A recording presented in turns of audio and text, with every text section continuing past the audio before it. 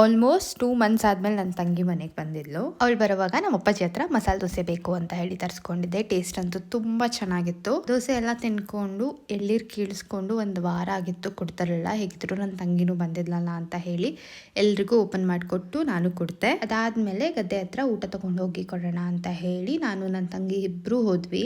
ಇದೆಲ್ಲ ಯಾವಾಗ ಮಾಡಿಸಿದ್ರು ಅಂತಾನೆ ನಂಗೆ ಗೊತ್ತಿಲ್ಲ, ಯಾಕಂದ್ರೆ ನಾನು ಊರಲ್ಲಿ ಇದ್ರು ಅಲ್ಲೆಲ್ಲ ಜಾಸ್ತಿ ಹೋಗಲ್ಲ. ಅವಾಗಾದ್ರೂ ತುಂಬಾ ಅಪರೂಪಕ್ಕೆ ಊಟ ಅಥವಾ ಟೀ ತಗೊಂಡು ಹೋಗಿ ಕೊಡಕ್ಕೆ, ಅದು ನಮ್ಮ ಅಪ್ಪಾಜಿನೂ ಇಲ್ಲ, ಮನೆ ಹತ್ರ ಯಾರು ಇಲ್ಲ ಅಂದಾಗ ಮಾತ್ರ ನಾನು ಹೋಗ್ತೀನಿ. ಹೋಗಿದ್ವಲ್ಲ ಅಂತ ಹೇಳಿ ಒಂದಷ್ಟು ವಿಡಿಯೋಸ್ ಫೋಟೋಸ್ ಎಲ್ಲ ತಗೊಂಡು ಮನೆಗೆ ಬಂದ್ವಿ. ಮನೆಗೆ ಬಂದ್ಮೇಲೆ ಬಿಸಿ ಬಿಸಿ ಬಸ್ಸಾರು ಹಾಗೆ ಸೊಪ್ಪಿನ ಪಲ್ಯ ಮಾಡಿದ್ರು ನಮ್ಮಮ್ಮ. ಬಸ್ಸಾರು, ಒಬ್ಬಟ್ಟು ಸಾರು, ಮಟನ್ ಸಾರು ಇದೆಲ್ಲ ಸಕ್ಕತ್ತಾಗಿ ಮಾಡ್ತಾರೆ. ಆಲ್ಮೋಸ್ಟ್ ನನ್ನ ತಂಗಿ 2 ಮಂತ್ಸ್ ಆದ್ಮೇಲೆ ಮನೆಗೆ ಬಂದಿದ್ದು. ಚಿಕನ್ ಕಬಾಬ್ ಬೇಕಂತ ಕೇಳಿದ್ಲು, ಅದಕ್ಕೆ ಚಿಕನ್ ಬಿರಿಯಾನಿ, ಚಿಕನ್ ಕಬಾಬ್ ಮಾಡಿದ್ದೆ. ಅಟ್ಲೀಸ್ಟ್ 30 ಡೇಸ್ ತನಕ ಕಬಾಬ್ ತಿನ್ಬಾರ್ದು ಅನ್ಕೊಂಡಿದ್ದೆ, ಬಟ್ ತಿಂದ್ಬಿಟ್ಟೆ. ತಿಂದ ಮೇಲೆ ಜಾಸ್ತಿ ಯೋಚನೆ ಮಾಡಬಾರ್ದು ಅಂತ ಹೇಳಿ ವಾಕ್ ಮಾಡಿ ಚೆನ್ನಾಗಿ ನಿದ್ದೆ ಮಾಡಿದೆ.